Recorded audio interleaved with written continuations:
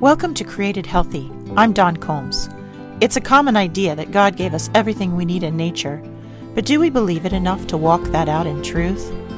Often the very same people who say this go looking for answers on how to use food and medicine from man-made sources. Everything man creates comes with a user's manual. Why would God be any different? I challenge you to join me in seeking revelation about our body, mind, soul, and spirit health by digging into His written word and in practicing pure science in the visible world of His creation. I'm struck all the time by just how important the women are in the Bible. And I think it's so odd to me because growing up, I think I mainly heard about the big guys, Noah and Moses and David. And the women were sort of on the bit player side of things. But today, as we go into the book of Ruth, and today's reading covers the entirety of the book of Ruth, just 1 through 4 chapters. Ruth she's obviously the main character in this book, and there's a really important reason why she's been included. And another note to make here is that here comes Rahab again, and I just totally geeked out and loved everything that I was studying about Rahab the first time we encountered her, but she is coming into play again here in the book of Ruth. So the story goes that a gentleman named Elimelech and Naomi, with his wife Naomi, it was during the time of the judges, they lived in Bethlehem. They were part of the Ephraimite tribe, and there was a famine. And so they decided to leave out of Bethlehem and go to Moab. Now, Moab we've seen filled with people that God wanted the Israelites to wipe off the map. So this isn't a great decision. It's deciding to go amongst people who are going to influence potentially their children, themselves, and potentially cause them to stray from God's plan. And it doesn't go well because Elimelech dies, and then they have 2 sons, Mahlon and Chilion, and after they get married, they die, leaving Naomi with her 2 daughters-in-law. And this was Orpah and Ruth. And so these are Moabite women that have been raised outside of the knowledge of one true God, one creator God over all. They have been raised with idol worship and sacrifices that wouldn't be in God's plan.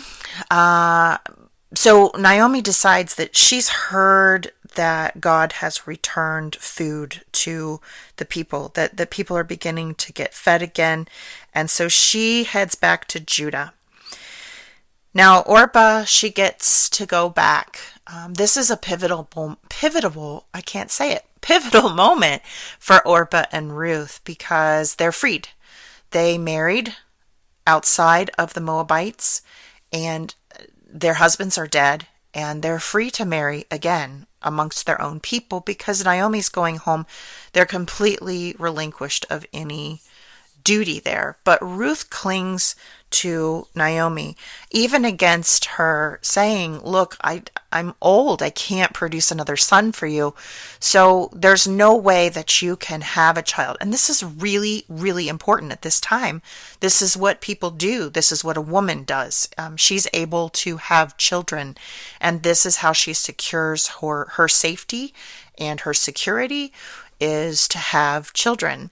And she is choosing, even though she can't have the prospect of marriage and children, to go with Naomi because she chooses Naomi's God. That is her choice. She chooses over any earthly comfort or security. She chooses what she has learned from Naomi about her God. And that choice makes all the difference. So they go back, and Ruth meets Boaz, who is a relative of Naomi, somebody that Naomi can trust. And Boaz is very kind to Ruth and allows her to gather food from his fields. And Naomi puts together this plan where Ruth will entreat Boaz to marry her. And Boaz is very flattered because Ruth is a young, I would say probably beautiful woman, and she's gone after an old man instead of going after young men that perhaps she could get pretty easily and be more satisfied. But she goes after the old man, and he's very honored. But he's a good guy, and so he says, "Hey, I will marry you if I can't get somebody else who I think would be more suitable to claim Naomi's land and you." And he doesn't, so Boaz winds up marrying Ruth, and Ruth is blessed with a child. Out of this decision that she makes, she is blessed. And she does wind up with a husband against all odds, and she does wind up with a child. And here is what is so cool, is that Boaz is actually the son of Rahab. And Rahab was an outsider as well. Perhaps we talked about this, or I talked about this in that particular episode, where perhaps she isn't necessarily part of a group of people that God was intending to wipe out. She may have been, but she wasn't part of the quote-unquote chosen people. But because of her decision to trust God in a very scary situation, to put God first, to believe in Him without living the life that would have given her all of the reasons to just trust, because everybody else does it, or because she's seen evidence time and time again. She chooses to believe God, and she is blessed and becomes part of the chosen people.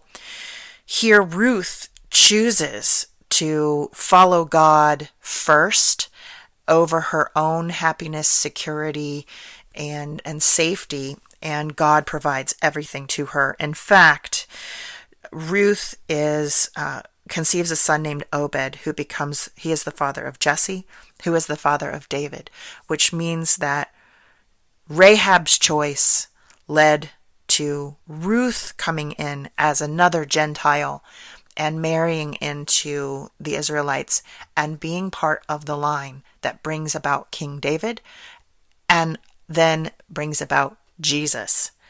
And so you have to look at this and say that God honors the choices that women are making.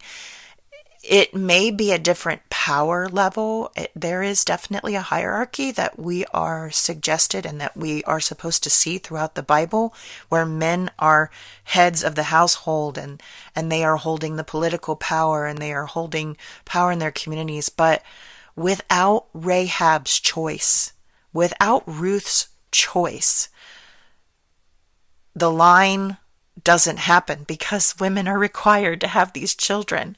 So God is highly honoring these women, not just in their choices and them being exemplary women or being powerful women, but He honored them and He blessed them because they chose Him over themselves. They chose to believe in and follow God. And the hugeness of their decisions brought forth the Savior of the world and the coming of the new covenant that would have us able to live outside of the law. Really cool story. Ruth is a fun book to read. It's an easy, quick read, and it's a lovely story that should be inspiring to all of us. I pray that God is blessing you today for choosing Him above what you think will keep you safe and comfortable. I pray that He is with you and that He brings you back to study with me again on another day. Thanks for listening.